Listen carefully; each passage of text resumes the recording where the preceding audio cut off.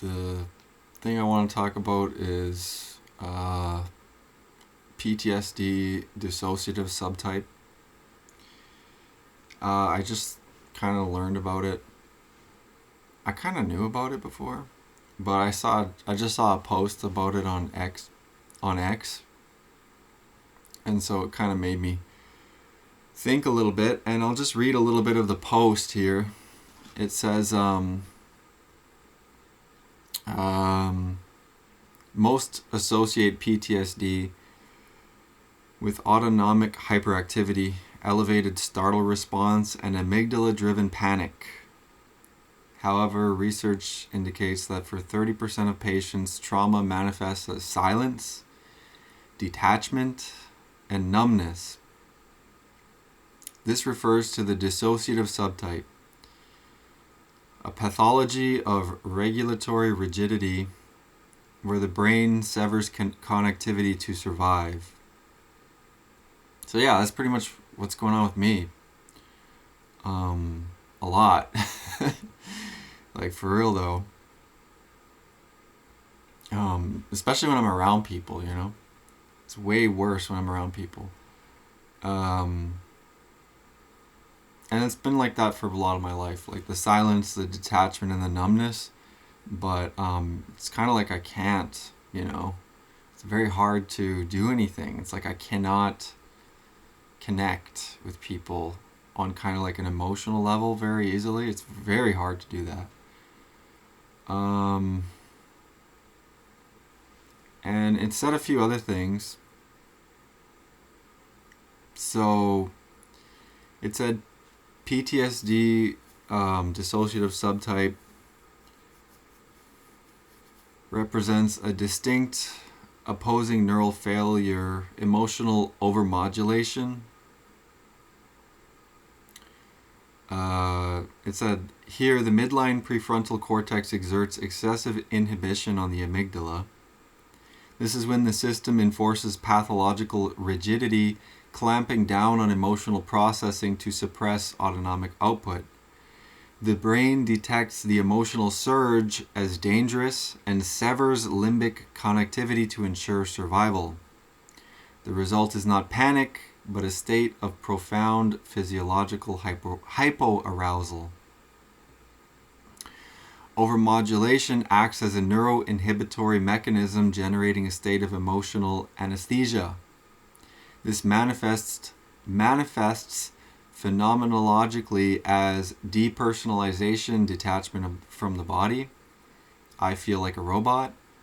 Derealization, detachment from the world. Everything feels dreamlike. Mechanistically, this reflects a corticolimbic decoupling. The brain severs the neural connection to interoceptive awareness, sacrificing feeling to ensure survival. And yeah, that's pretty much it. Like, when I was a kid, you know, it's too scary. Like, it's way too scary. And even talking about it is really hard, but it was too scary. So I just kind of like, I guess I just did not really feel as much. Or it's like I felt stuff, but I was like not able to do anything really. And yeah, my childhood was like so awful, traumatic and everything, and chaotic, especially from my parents, and it was so many things, fighting and everything. But I guess my brain has decoupled the emotional part. Like my brain thinks that the emotional part is too much, so it's like it just constantly shuts it down. So I think that's probably what's going on, and it's hard to live with, honestly. It's very hard to live with. So yeah, and then it says that later in this post it says that oftentimes it goes like undiagnosed because it looks like some other stuff. Like it can look like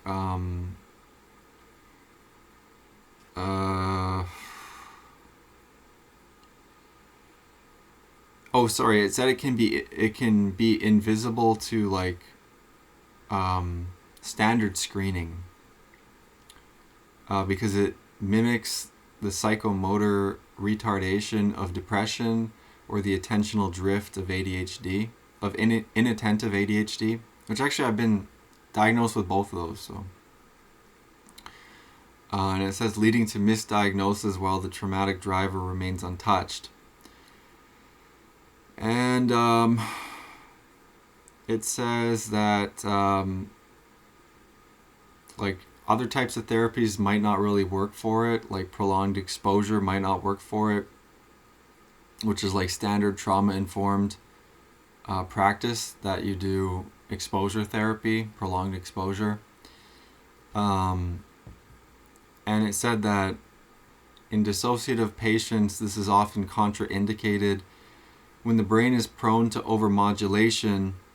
High-intensity exposure reinforces the detachment mechanism rather than resolving it. I'll give you an example. This is like some stuff that's happened to me, like when I have been on dates, or not just on dates, but recently on dates. If the other person is like way too intense, or if the conversation gets too intense, I like cannot really properly respond. I just kind of, switch to trying to survive like through agreeing and stuff, it's really hard. It's just more like a survival thing. Probably like a fawn response or something like that. And then it said that the way to treat it is actually through sensory motor psychotherapy or somatic experiencing, which are bottom up modalities. Talk therapy, that's top down. It's like through the prefrontal cortex. It's like cognitive behavioral therapies. It's kind of like that. It's like talk therapy is like using the brain to work on the body, kind of. And then sensory motor and somatic experiences, it's kind of in the name, but it's going from the body up to affect the brain. But anyway, I've actually tried. I kind of had an idea that this was going on, so I tried with this other therapist. And this is the part that's really hard about getting treatment and going to see therapists, is sometimes you think that, oh, I'm going to a therapist, and you're like, okay, I'm at the finish line. And it's like, no, your therapist can suck. So I went to see this one guy who was supposed to be a somatic experiencing guy, but he was not good at all. He was like afraid. This guy was like really afraid. And I said to him, I was like, you seem wary. And he was like, oh, well, I'm just getting a sense of your, I can't remember what he said, like, the way you are or something like that. It's like, okay, well, whatever, man, you're supposed to be a therapist. It's like, and then I went through all these different sessions waiting for him to start doing the somatic therapy, and he never really wanted to. It was always fucking awkward.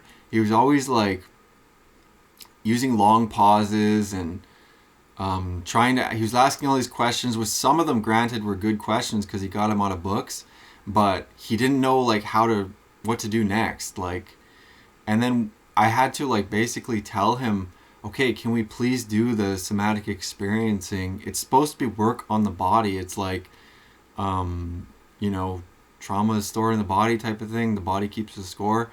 You work with the body and you like, I don't know, it can range. Like, it can be it might just be like staying far away from the client on one end and asking questions about the client to like feel into their body, but it can range to even like working with people where you're on a table, the client's on a table lying down, and they will like touch parts of your body, to help you process the different things that are going on, right? Because when someone's in your space, like kind of like everybody has their own personal space or whatever, if somebody's like close to your space, some people's bodies will like tighten up. So it's kind of like working with that. And this freaking guy didn't even want to do that. It's like, why did he advertise as that, right? And I told him in the when I was going to go try and see him, like, I asked for that, and specifically, and it was like took forever just to get on the table. He actually did have a table, and I had to like not forcefully, but like firmly request. And then he was trying to say like, well, it's when you're ready. I was like, I've been ready from the beginning. Like, dude. And so we finally did it after a bunch of sessions, and he was weird. Like, he was not very good about it. Didn't seem like he really knew what he was doing. And it was also kind of like, it was making me angry, like, because I was just waiting for him to like, you know, do what he advertised.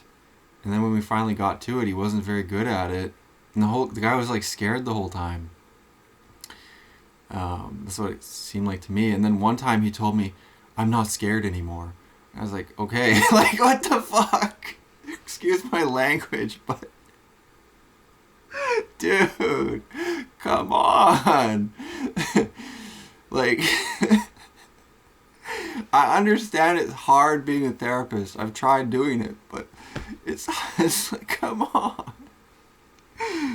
on. My main aggravation, okay, and I'll be clear here, is false advertising. That's my main aggravation. Like, if you advertise, specifically that you're trained in a specific technique, because therapy itself is such a broad term, it hardly means anything. Well, it's very weird, like, it can mean so many different things, but somatic experiencing is a specific type. I think it's like a registered term, and you take trainings in it. And this guy had done some, but it's like, if you're going to advertise that you have the training and that you are providing services, and you're charging, I don't remember what he was charging, $110 an hour or something like that, which is actually on the low end for what a lot of therapies can cost. But if you're going to charge that, but it's still kind of like a lot of money if you think about it. If you're going to charge that, you're going to advertise and then charge that, you should, be ready to deliver the service. The other annoying thing, I'm just kind of ranting here or venting, but the other annoying thing is that a lot of these therapists, they say, well, you have to go to a certain amount of sessions. And so, like, I stuck with it, right? Like, I stuck with it. I went to quite a few, 6 or 7 different sessions with this guy. And after, like, I think 2 times of being on the table and him, like, not even really seeming to know what he was doing, or was, like, afraid to deliver the service, I was like, all right, that's enough, I had it. And so I finished with him. And I wasn't mean or anything. Sometimes I feel like I should be meaner than I really am, because when I'm nice all the time to people and I spare people's feelings all the time, I don't feel like anybody gets better from that, because nobody wants to be the person who is critical or says anything that's like a critique. Everybody wants to be really nice and friendly all the time, especially up here in Canada, but it's like, I don't know if anybody's actually growing from that kind of behavior. I think it kind of impedes growth. But anyway,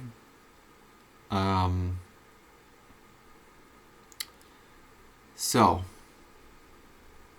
oh yeah, I wanted to say thank you to my subscribers. It's kind of funny because sometimes I don't even really think or recognize that people will watch this. I don't think people will, because I just think that I'm rambling and it's just a rant and that who cares and everything. And then I get a nice comment. Somebody said that they feel like they are getting a letter from a pen pal from my videos. I really appreciated that. That was like one of the nicest comments I could have gotten, I think, because it was just a nice thing. I've always kind of wanted to have pen pals, and I've actually tried in the past. And it's just kind of like a feeling of that there are other people out in the world. There's like 8 billion, and wondering about their lives and wondering about what they're up to and what they're doing and what's going on, and writing about it. And yeah, so that was a nice comment. So thank you for that. And then the other thing was, okay, so I tried to register for some different therapists since I saw this post about dissociative subtype PTSD, just to get a therapist who has, just to try again. I want to try again, you know, because I think that is what I really suffer from. So I would like to get something that's more targeted toward treating it. So I went online and I messaged one of them, and she was kind of nice. She called me right away. Like, I sent an email, or I booked an appointment, and then she called me right away and said that she doesn't have like the level 2 training. She only has level 1, and that she would rather, she just wanted to like give me other contacts of other people. I was like, okay. And I was looking around online, and a lot of them, they're already fully booked. There's not that many. What I mean is therapists that use sensory motor psychotherapy and somatic experiencing. These are 2 bottom-up techniques, like I was saying about working on trauma in the body. And specifically, as I kind of learned from this post, is that these are good for the dissociative subtype. Dissociative is like, you know, you don't even really feel like you're there, you're disconnected. I think I talked about that. But yeah, so she recommended me someone else, 2 other names. I checked them both. One of them is like a they them. I can't do it. I cannot do it.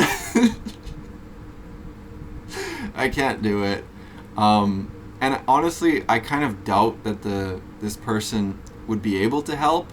Maybe they would. It's possible. It's very slight chance or moderate chance, but it's just the whole they them thing. And then they're on their like website or their advertisement, it's like they're all talking about like LGBT and like not. It's like I just can't do it. And so anyways, and then the other one seemed okay, but it was an online only one. I sent a message anyway, and then I looked around and I sent messages to like 3 or 4 other therapists that do either those 2 techniques I was looking for or something kind of similar. So we'll see. I've done this before.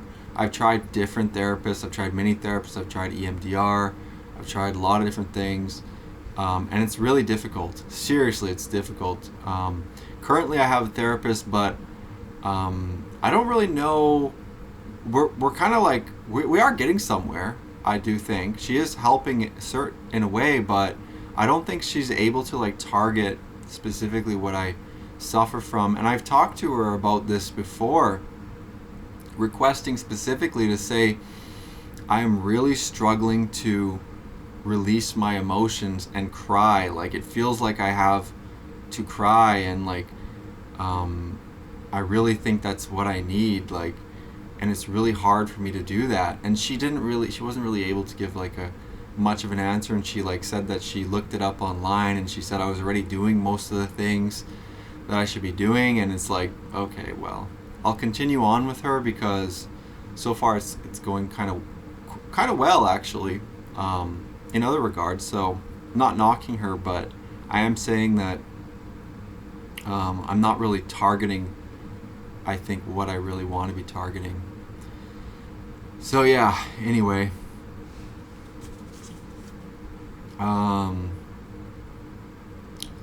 yeah, so I'm just gonna keep trying, you know.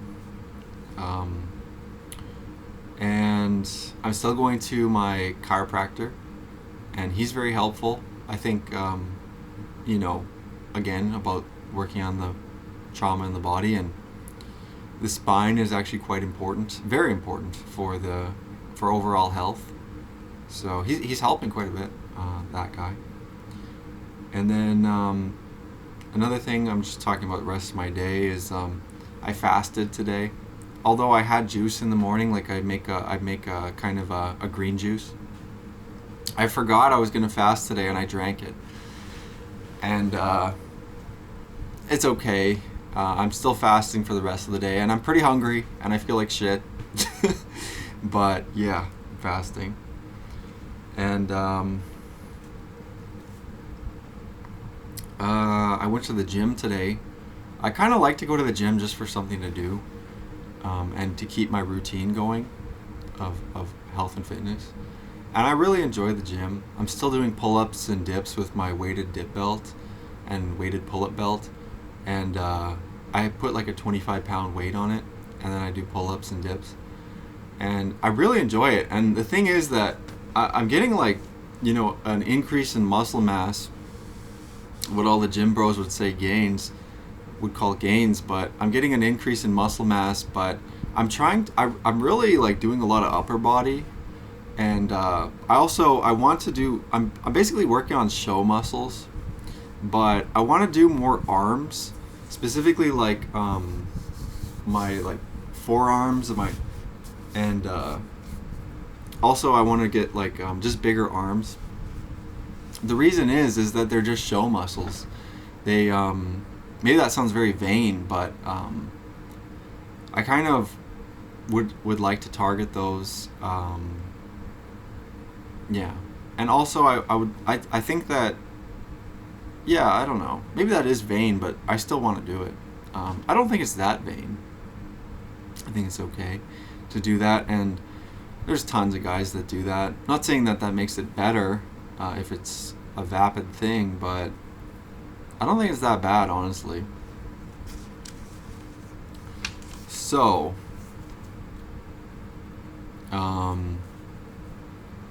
and the thing is that I think women really like big arms on a guy, and the thing is that the data shows that women are attracted to broad shoulders and a narrow waist, whereas men are attracted to a narrow waist and broad hips on a woman. It's just science. Yeah, so I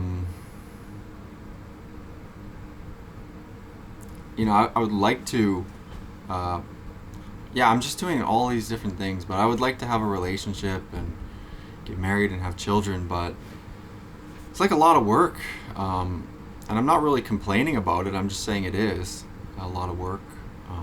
It's funny, I saw a study that said that when men get married, their testosterone decreases. I thought that was kind of funny. And then, okay, Nick Fuentes, he released a post on his Telegram. I thought it was really funny, because I was thinking about this as well, but he was saying like about all these old guys, like boomers, and then I guess also Gen X, but those males, like men, they often try and I guess a lot of them try and talk down to the younger men. And he was just saying like he was saying these older guys are like spiritually dead. They cower in the face of feminism, total nigger invasion, and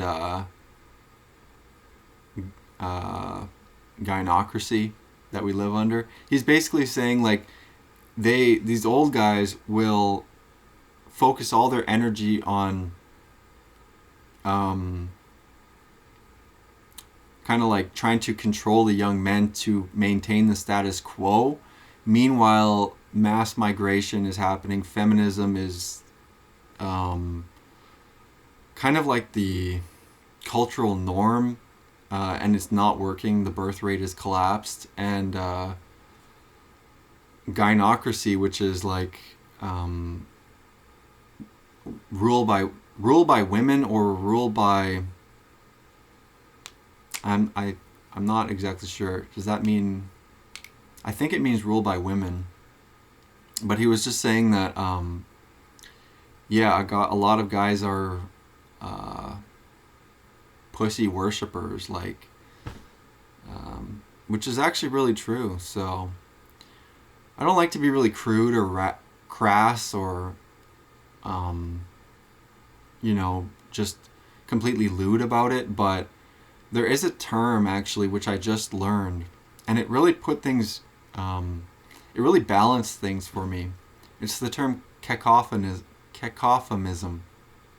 So maybe people know what euphemism is. A euphemism is a word in place of a more offensive word. So instead of saying he died, people say he passed away. It's like it's essentially it's to soften reality. There's an antonym, or I guess a corollary to that, or an opposite to that, is and I just learned this. It's called a cacophonism. That's when you use harsher language, and it's to sharpen reality. I know a lot of people who do this, and I typically don't do this as much, but I really liked the just knowing that there are these two opposites, because it annoys me when people use euphemisms constantly and then get extremely mad about anybody using sharper language while not addressing the concept behind it and the meaning behind it. It's like, I don't really care that much about sharper language, but I realize and recognize that talking like a sailor, it has an effect on the public and it has an effect on the listener.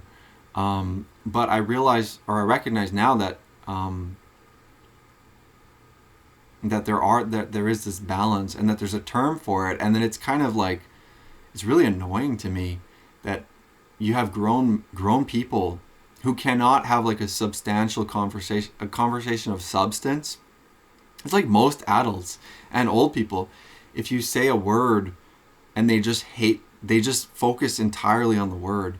Now, my field of study was actually in semantics, and this was really interesting to me, but it kind of got exhausting as well, because I would talk to people about stuff and they just could not separate. People could not separate that words have like an attached feeling to them.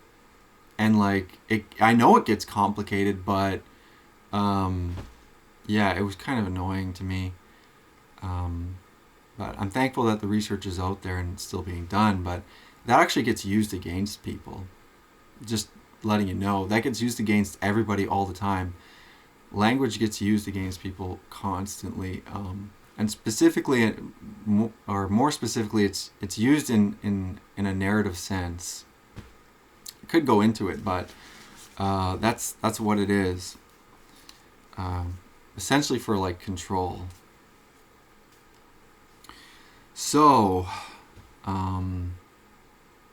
okay. I'm waiting for my EMF canopy to come, electromagnetic frequency canopy. I ordered an EMF reader or meter.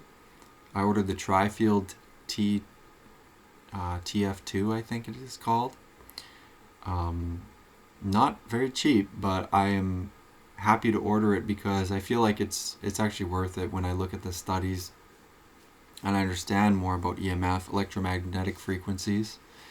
They flow through everything all the time. It's actually called electrosmog. It comes from Wi-Fi. It comes from a whole bunch of different sources, cell towers. It's all these frequencies which have a different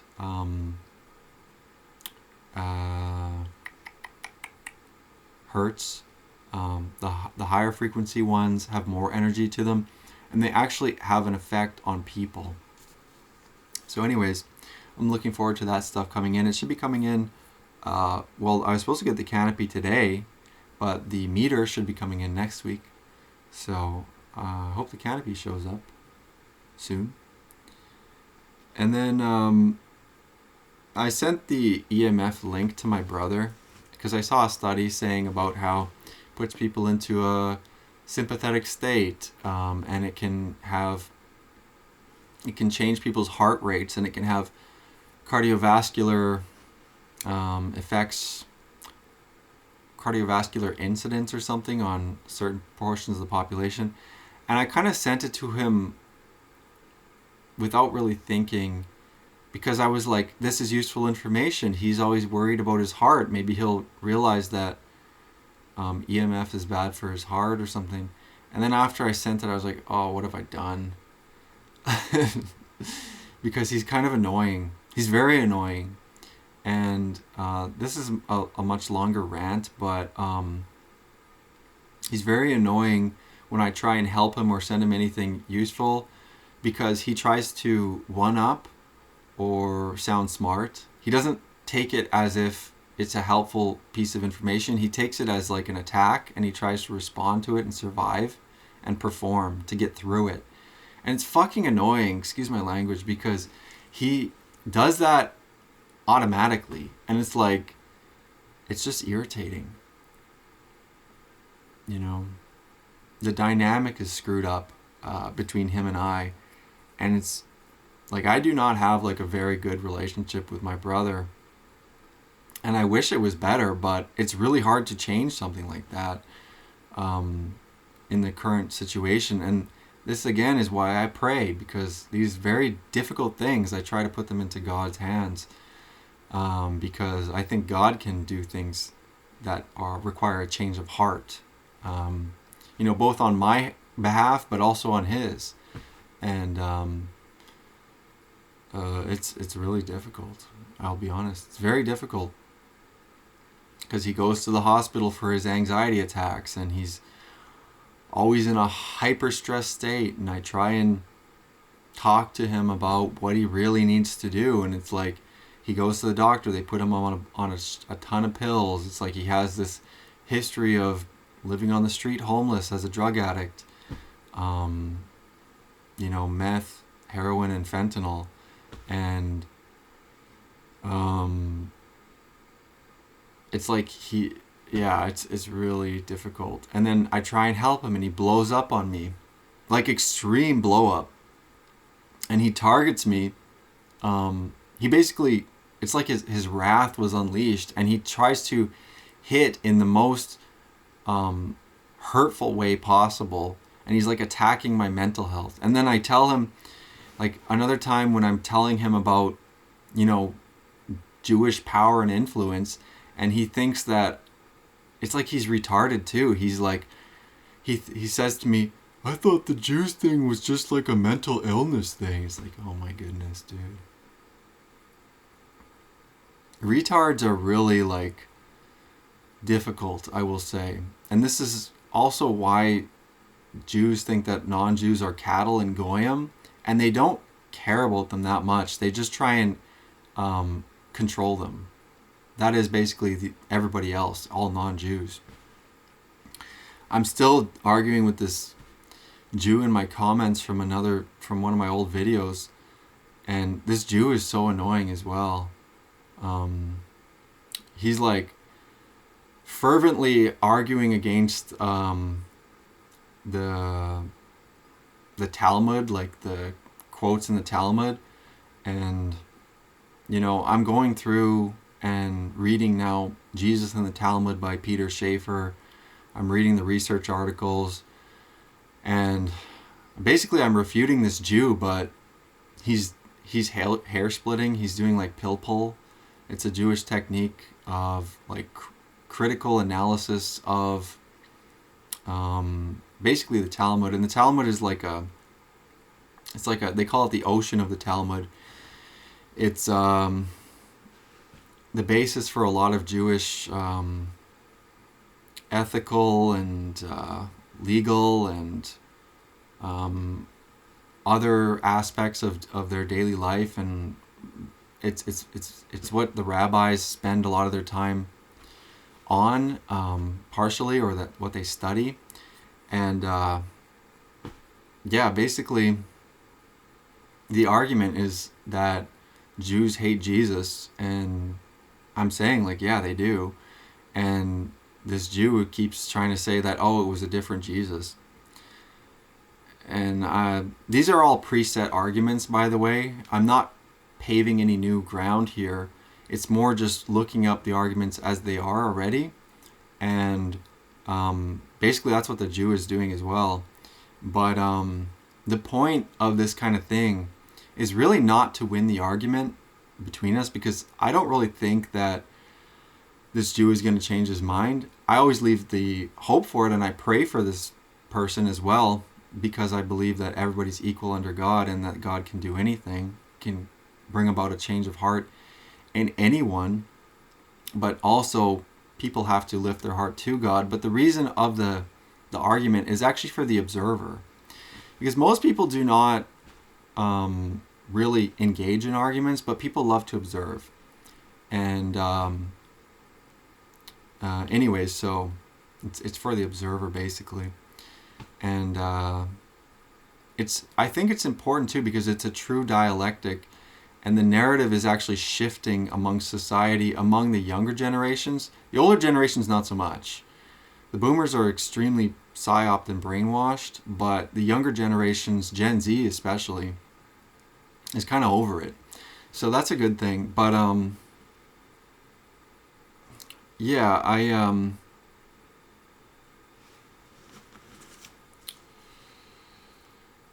do find the Jew kind of annoying, but oh, and this Jewish person also won't respond to the other thing that I said, which is Maimonides tells all Jews to pray for the death of all Christians every day. It's one of their daily prayers called the Birkat Haminim. It's a prayer against heretics, but it was originally, when it came out and when Maimonides was propounding it, or teaching to pray this, it was for the death of all Nazarenes. And it goes into the history, but Jesus is one of the major arch enemies of the Jews. There's other ones. There's like Titus, and then who destroyed their second temple. That's like in Israel, they touch this wall, and a lot of times that they are kind of like rocking back and forth around this wall. That's the Wailing Wall. I think that's the west wall of the temple. So the religious history is, it's very complex and rich, but the temple is very important to Jewish people, because that's where God is, or was, with the Ark of the Covenant. And originally it was a tent, and then they made a solid temple. So anyways, very important history to know. I would say for every Christian, but also for many people, because a lot of people don't realize what's going on in the world. It's actually a spiritual battle. What we see and what happens in the world is actually, it has a spiritual basis, or rather Genesis. And a lot of the things that we deal with day to day, they're downstream or something like that, like the material reality and all the different things that happen, they're downstream. So yeah, the spiritual aspect is really important to get straight. That's my point.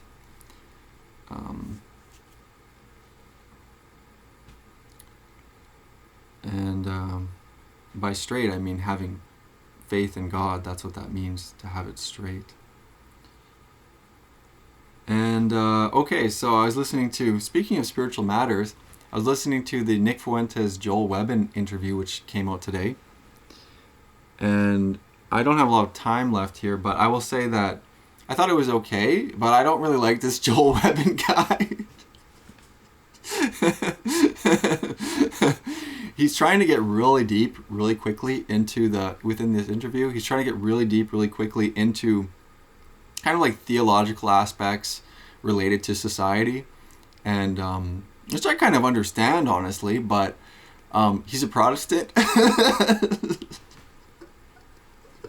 So his theology is incorrect, and I'm not trying to be really mean or inflammatory by saying that, but like, I'm Orthodox. I believe that the Orthodox theology is correct, though I am an inquirer and a catechumen and I'm still learning more about it, but as I understand it, some of the arguments are incorrect for Protestantism from the very foundation, meaning that they're defeated. It's a defeater to the entire position.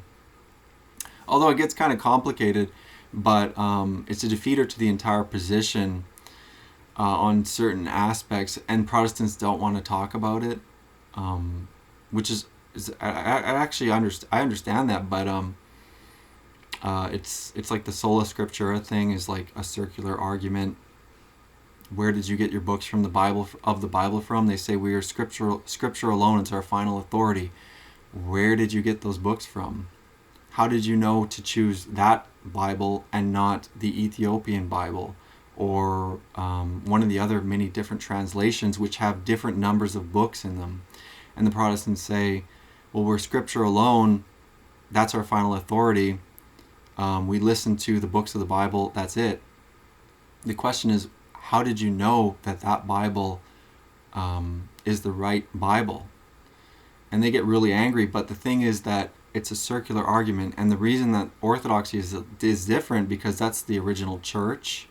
That's the church around the founding of Christianity that rose up and was part of the church where the Bible cohered into its form with the number of books that it has.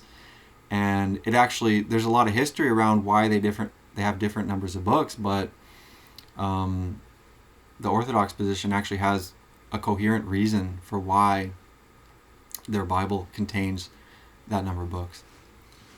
So anyways, Joel Webben, Protestant position, it's incorrect. Nick Fuentes, his position, he's Catholic, it's also incorrect. And the thing is that these guys, people do not want to address these things, and I understand why, because they're cherished beliefs. They are foundational and faith beliefs. So people get very angry, but these are almost like the most important questions. So, the Catholic position, I was a Roman Catholic, but I had to go away from the church because of, doctrinal differences. One specifically is Nostra Aetate, the doctrine which came out of Vatican II Council, and it's like the dogma which the church believes, but it says that Muslims, Christians, and Jews all worship the same God, but this is incorrect because Jesus tells us that if you deny the Son, you deny the Father also. And so that doctrine is incorrect, but who wrote that doctrine? It was a Jew named Gregory Baum, and he converted to Catholicism as a priest after World War II. He was one of the primary people who wrote the doctrine.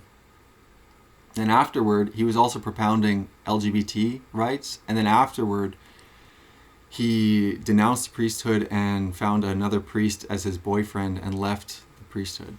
So it's subverted by Jews. The Catholic Church, why don't they want to talk about that? There's other things too. The Pachamama blessing and the Muslim prayer room in the Vatican Library. I had to leave the church, the Roman Catholic Church. All right, well, that's pretty much all the time I have. Yeah.